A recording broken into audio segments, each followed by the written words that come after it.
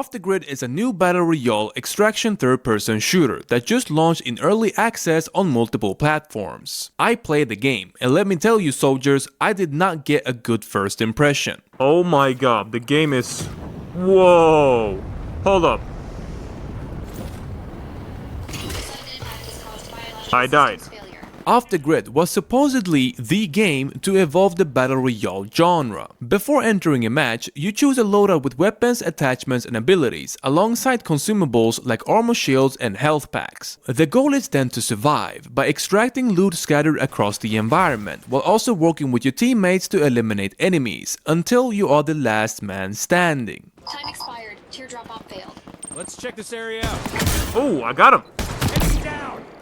It really leans into its cyberpunk futuristic look, with characters dressed in high-tech armor and robotic gear. The maps are full of tall buildings and offers plenty of ways to interact with the environment. You can use ropes to swing between skyscrapers or zip across rooftops, adding a vertical element to the gameplay. The robotic gear your character equips is used to activate certain abilities. Some of these abilities include a grappling hook or missiles that you can launch, allowing you to combine abilities to form a playstyle. It wasn't just going to be another hero shooter. Instead, they wanted to give players the freedom and flexibility to change abilities before entering a match, but also during the match itself. If you are a fan of the cyberpunk genre, then you can definitely find some interesting stuff in here. However, have you noticed that the gameplay footage looks like trash? Oh! I don't know what I was doing.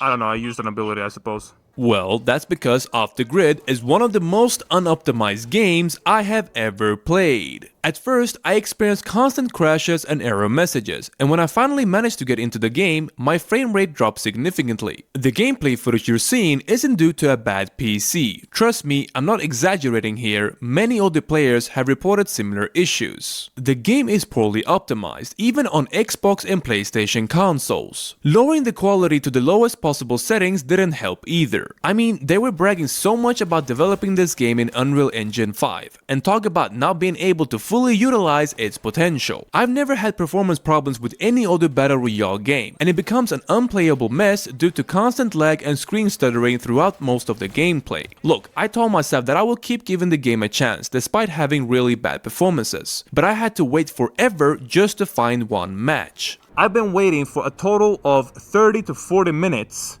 just to play 3 games. 3 games!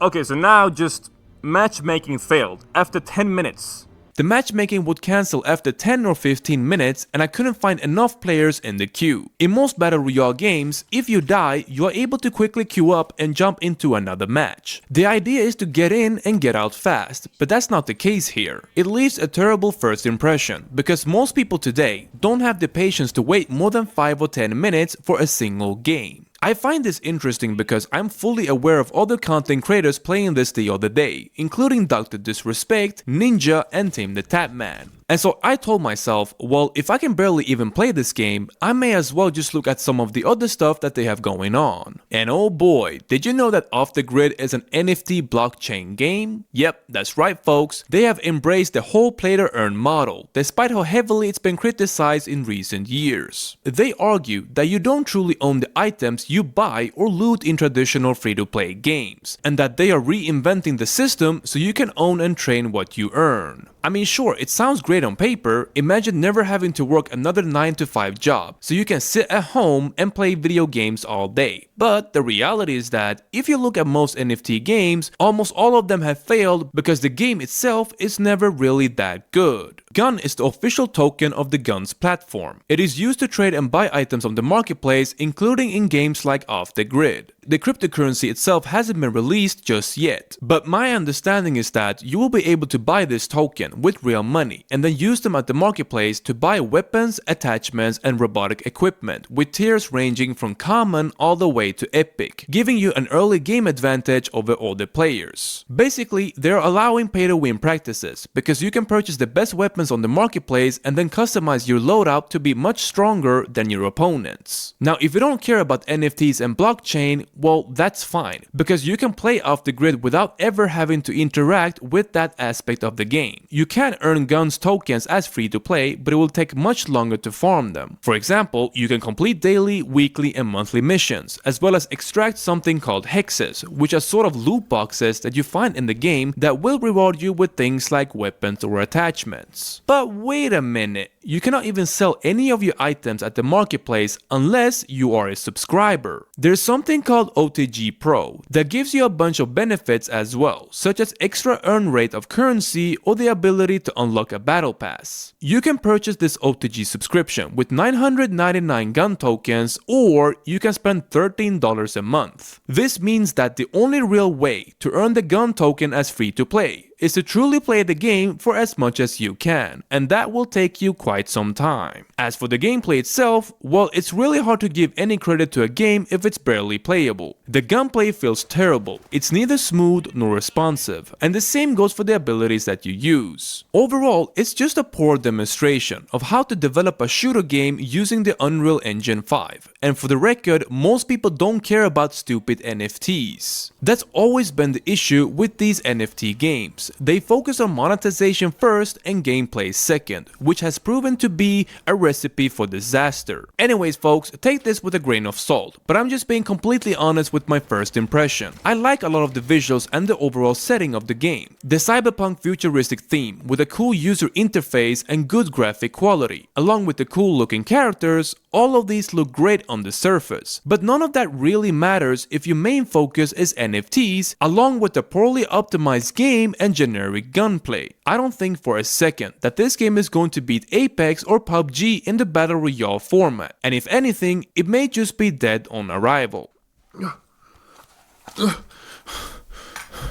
Well, that's about it, soldiers.